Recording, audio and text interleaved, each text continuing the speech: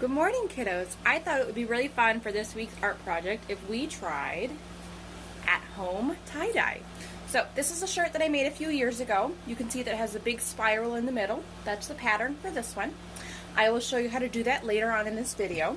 But before we start the really fun part of the tie-dye, we have a couple essential things that we need to do. So I already have my white shirt soaking right here in my bucket. So again, you need a white shirt, you're going to need a bucket, and then you are going to need vinegar. So you want to pour equal parts vinegar and water. So I poured about 2 cups of vinegar and then 2 cups of cold water. Then I am going to let my shirt sit in the water and vinegar mixture for about 1 hour, and then we will start wrapping it up in our rubber bands to start our tie-dye. Okay, part 2. While we are waiting for our shirt to soak in our vinegar and water solution, I am going to start making our food coloring tie-dye. So, food coloring is very safe for you to ingest, but it can stay in your clothing, so that's why we are using it for tie-dye. So, you are probably going to want gloves when we actually start tie-dyeing our shirt, but you don't need gloves right now, unless you really want them. That's okay.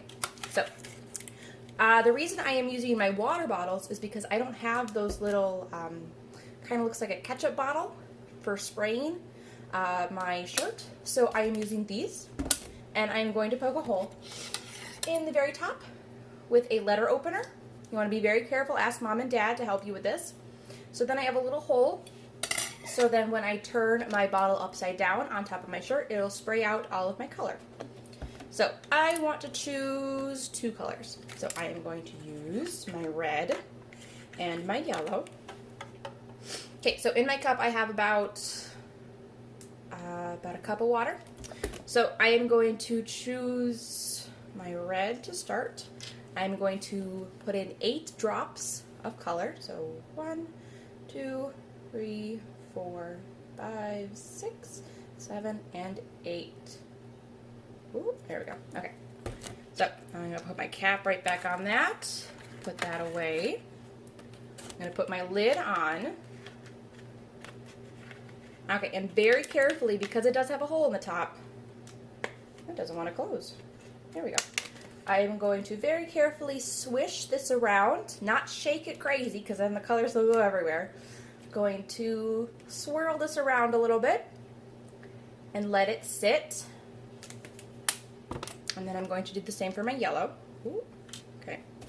So 1, 2, 3, 4, 5, 6, 7, 8.